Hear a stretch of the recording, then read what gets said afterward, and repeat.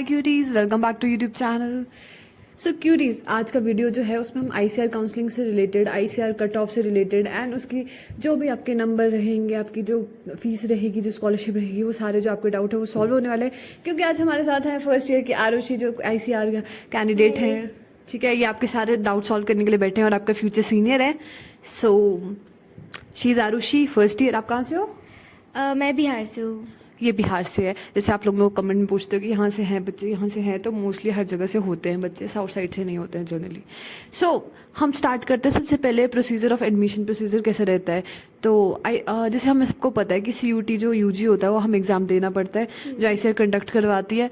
तो उसके बाद एडमिशन आईसीआर वालों का कैसे रहता है? हिमाचली वालों का तो वो फॉर्म वगैरह फिल करते हैं यूनिवर्सिटी का, बट जो आईसीआर स्टूडेंट्स होते हैं वो कैसे लेते हैं एडमिशन? सबसे पहले तो हम वो जो सीयूईटी एग्ज़ाम देते हैं और उसमें हमें यूनिवर्सिटी सेलेक्ट करना होता है, तो वहाँ पे आईसीआर फिलअप करना होता है। अगर हम आईसीआर वहाँ पे नहीं फिल करते हैं गलती से भी, तो फिर उसके बाद में हम आईसीआर के लिए एलिजिबल नहीं होते हैं। फिर उसके बाद में हमारी परसेंटाइल आती है जो कि सीयूईटी ही देता है, पर उसके बाद हमारी रैंक कार्ड आती है और रैंक कार्ड जो हमारे आईसीआर वाले देते हैं, और उस रैंक कार्ड के अकॉर्डिंग हमारी एडमिशन होती है डिफरेंट यूनिवर्सिटीज़ में। तो आपको मतलब आपके मार्क्स आते हैं उसके बाद आप प्रेफरेंसेस चूज़ करते हो कि उससे पहले ही प्रेफरेंसेस चूज़ कर लेते हो? नहीं नहीं, पहले हमारे मार्क्स आते हैं। मार्क्स आने के बाद में रैंक कार्ड आती है जो आईसीआर के ऑफिशियल वेबसाइट पे आती है। उसके बाद में हमें काउंसलिंग के प्रोसेसेस करने होते हैं, फिर उसमें प्रेफरेंसेस चूज़ करने होते हैं अपने अकॉर्डिंग। मतलब जितने मार्क्स होते हैं उस हिसाब से प्रेफरेंसेस होती हैं। सो यहाँ पे सीएसके की कितने मतलब कट ऑफ जाती है जनरली आईसीआर स्टूडेंट्स के लिए, क्योंकि हाई जाती है ना आईसीआर वालों के लिए? हाँ जी, अभी सीएसके की तो हाई जाती है कट ऑफ। लाइक अभी जनरल के लिए लास्ट सीट 430 के अराउंड में मिली थी जनरल के लिए, और उसके बाद में SC/STs के लिए तो 300 एंड 290 के आसपास मिल जाती है। और बाद में स्पॉट राउंड होते हैं हमारे, 5 राउंड्स होते हैं ना, जिसमें 4 राउंड नॉर्मल होती है और लास्ट में जो फाइनल राउंड होता है वो स्पॉट राउंड होता है।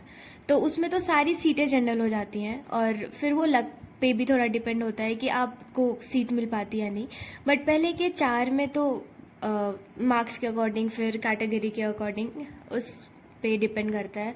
एंड इस यूनिवर्सिटी में 80% जो है वो हिमाचली के लिए है, लाइक स्टेट कोटा है, और 20% आईसीआर के लिए है सीट्स। तो उसमें से भी एक स्टेट के 25% से ज़्यादा सीट्स नहीं फिल हो पाती। तो मेनली राजस्थान के जो बच्चे होते हैं वो ज़्यादा एग्रीकल्चर ऑप्ट करते हैं, तो उनकी कट ऑफ थोड़ी हाई जाती है as compared to different states. अच्छा, मतलब अलग स्टेट की अलग कट ऑफ होती है, मतलब हाँ इसमें जी। भी वैसे होता है? मतलब राजस्थान वालों की अलग कट ऑफ निकलेगी, हर स्टेट की अलग कट ऑफ निकलती है आईसीआर के लिए? हाँ जी, वो क्योंकि फिर स्टेट्स का भी थोड़ा मैटर हो जाता है कि 20% तो है बाहर वालों के लिए, पर उसमें से भी 25% से ज़्यादा एक स्टेट के सीट पे नहीं आ सकते। ओके, अच्छा ऐसा रूल भी होता है। सो आपकी जैसे अभी पॉलिसी भी चेंज हुई, एजुकेशन पॉलिसी भी चेंज हुई है, तो उसमें क्या क्या चेंजेस आए हैं आप बता सकते हो? जी बिल्कुल। पहले हमारे जो एग्ज़ाम्स होते थे ना वो सिर्फ mid term, practical and and term होते थे, और अभी हमारे क्विजेज आ गए बीच में, like pre mid term quiz, then mid term, then post mid term quiz, फिर प्रैक्टिकल्स और फिर एंड टर्म। तो फिर वो ज़्यादा हेक्टिक हो गया, और वो थोड़ा एनालिटिकल एंड क्रिटिकल थिंकिंग पे बेस्ड हो गया बाकी सारे एग्ज़ाम्स। और आपका ऐसा भी है कि आप एक साल में डिग्री छोड़ सकते हो, 2 में भी, 3 में भी एंड 4 में भी कर सकते हो? हाँ जी। एक तो पहले हम अगर 1 साल के बाद डिग्री छोड़ते हैं तो हमें सिर्फ वो सर्टिफिकेट मिलता है, और फिर बाद में हम स्टार्ट भी कर सकते हैं। जैसे कि हमारा ना पूरा सिलेबस चेंज हो गया है, तो अभी हमें फर्स्ट सेमेस्टर में कुछ इलेक्टिव कोर्सेज भी है, लाइक मशरूम्स, बायो फर्टिलाइज़र, और कुछ कुछ चॉइस के हैं, वो करते हैं हम। तो अगर हमें खुद से कुछ शुरू करना है तो उसके लिए हम अपनी डिग्री छोड़ भी सकते हैं बीच में, और फिर हमें उसकी सर्टिफिकेट मिलते हैं। फिर अगर सेकेंड ईयर करके छोड़ते हैं तो हमें वो डिप्लोमा मिलता है, और थर्ड ईयर के बाद कोई चॉइस नहीं होता छोड़ने का, तो वो फोर्थ ईयर करना होता है। ओके। और आपकी स्कॉलरशिप किस टाइप में रहती है? कितना मतलब आपको स्टाइपेंड मिलता है? स्कॉलरशिप तो हमें 3000 पर मंथ मिलता है, और उसके लिए तो आईसीआर ने 7 CGPA सेट करी हुई है। लेकिन स्कॉलरशिप के लिए भी हमें एकेडमिक्स में अच्छा होना चाहिए, मतलब एक CGPA है, लाइक उतना मेंटेन करके रखना है। तो 7 CGPA आईसीआर ने सेट करी हुई है, पर इस यूनिवर्सिटी का 7.5 है। Like if you score more than 7.5 you will get the scholarship. अच्छा, पहले नहीं होता था ऐसा, अभी से हुआ है शायद ये वाला 7.5 वाला जो है, क्योंकि पहले ऐसा होता था कि कोर्स नहीं आपके अटकने चाहिए, आपको फेल सप्ली नहीं आनी चाहिए। अब तो सप्ली के साथ 7.5 वाला फैक्टर भी होगा, तो ऐसे तो काफ़ी बच्चों की स्कॉलरशिप बंद हो जाती होगी। हाँ, वो हो जाती है। और इस न्यू एजुकेशन पॉलिसी में तो मार्क्स बहुत ही ज़्यादा ऐसे बाइफर्केट हो गए ना। पहले 10 नंबर का एग्ज़ाम होता है, फिर 20 का, फिर 10 का, फिर 20 का, फिर लास्ट में 40 का। तो ऐसे स्कोर करना बहुत मुश्किल हो जाता है, क्योंकि आप कितना भी सही लिखोगे तो फुल मार्क्स तो स्कोर करना थोड़ा मुश्किल होता है। तो थोड़ा ना थोड़ा मार्क्स कट ही जाता है, और ऐसे सब में थोड़े थोड़े कटे तो लास्ट में ऐसे जोड़े तो वो बहुत ज़्यादा कट चुका होता है। सो थोड़ा हार्ड है 7.5। मतलब कॉम्प्लिकेटेड हो गया आपके बारे में सिस्टम, हमारे बारे में simple mid term, and term और प्रैक्टिकल होते हैं जनरली, वो भी कोर्स पे डिपेंड करते हैं। सो अब क्या बोल सकते हैं। एंड जैसे अभी आप स्टार्टिंग में आते हो तो आपको अकोमोडेशन का दिक्कत होती है कि मतलब परसेंटाइल बेसिस पे हॉस्टल मिल जाता है, या कुछ बच्चे ऐसे भी होते हैं कि आईसीआर वाले जिनको हॉस्टल नहीं मिलता है? नहीं नहीं, इसमें आईसीआर वालों को प्रेफरेंस दिया जाता है।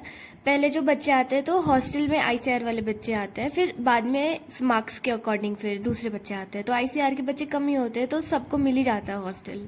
और उनको कुछ पता होना चाहिए जैसे पहले आने से पहले कि क्या क्या चीज़ें लानी चाहिए या फिर क्या क्या करना चाहिए हॉस्टल अकोमोडेशन के लिए?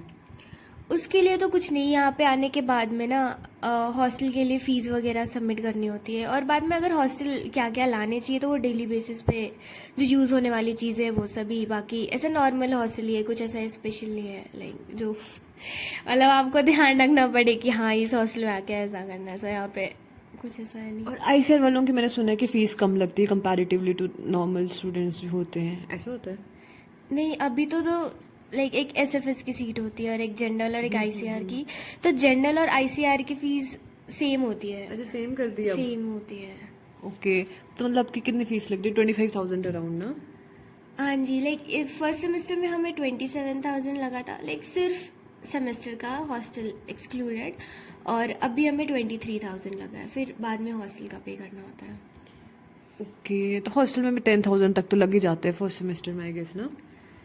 हाँ जी, वो लग जाते हैं। वो सिक्योरिटी फीस के साथ में पे करना होता है थोड़ा, लाइक एसडब्ल्यू में, फिर हॉस्टल में। एंड वो मेस का फिर चार्जेस अलग होते हैं। हाँ, फिर मेस में तो पर मंथ चलते हैं ना इनके चार्जेस, उस हिसाब से होता है। तो ये थी हमारी आईसीआर की कट ऑफ, हमने डिस्कस कर ली, काउंसलिंग प्रोसेस हमने डिस्कस कर लिया, फिर उनकी स्कॉलरशिप के बारे में हमने बात कर ली, और हमने हॉस्टल के बारे में बात कर ली, अकोमोडेशन के बारे में बात कर ली। तो आई होप आपके सबके डाउट जो होंगे वो क्लियर हो गए होंगे। बाकी आप कुछ और बोलना चाहोगे आईसीआर स्टूडेंट्स को?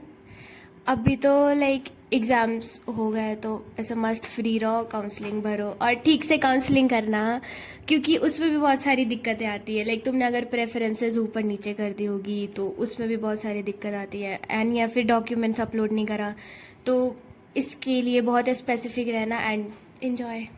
कॉलेज में तो आना ही है फिर तो पेपर ही पेपर देने हैं, क्यूजेस वगैरह ही देने हैं, तब क्या बोल सकते हैं। छुट्टियां भी इतनी मिलती नहीं है जो दूर के बच्चे होते हैं उनको, तो वो तो थोड़ा नेगेटिव फैक्टर रह ही जाता है। हाँ, एक और बात, मैं बिहार से और मुझे इतना कुछ पता नहीं था, ठीक है। और आई एम सो अनफॉर्चुनेट, आपका चैनल मिला नहीं मुझे पहले सो मुझे नहीं था पता। तो मुझे किसी ने बताया कि यहाँ पे 2 महीने की छुट्टी होती है, लाइक 2 महीने की ना कोई वेकेशन होता है। And I was very happy, मुझे 2 महीने की छुट्टी मिलेगी और मैं घूमूंगी यहाँ पे। ऐसा कुछ नहीं होता है यहाँ पे, बिल्कुल छुट्टियाँ नहीं मिलती है। सो बी प्रिपेयर, जब यहाँ पे आओ तो एक तो 3 महीने लगातार एग्जाम चल रहे होते हैं। लाइक न्यू, अच्छा, इनके तो 3 महीने होते हैं। न्यू एजुकेशन पॉलिसी के अंदर तो थोड़ा इसके लिए प्रिपेयर्ड हो गया ना। देखो, अगर तुम्हारा सेमेस्टर जल्दी स्टार्ट हो जाता है तो तुम्हें थोड़ी बहुत छुट्टियां मिल भी सकती है। अगर तुम्हारा भी इनकी तरह सेमेस्टर स्टार्ट हुआ, लेट हुआ, आपका कब हुआ था? हमारा अक्टूबर में स्टार्ट हुआ था। अगर ऐसे अक्टूबर टाइम पे हुआ तो छुट्टियों की एक्सपेक्टेशन तो मत ही रखना ना। मेरे को तो छुट्टियां मिली नहीं है इस डिग्री में, अगर तुम्हें मिल जाए तो होप फॉर द बेस्ट। तो सब्सक्राइब कर दो, लाइक कर दो, शेयर कर दो, कमेंट कर दो। Okay queries, bye bye. Bye bye. You said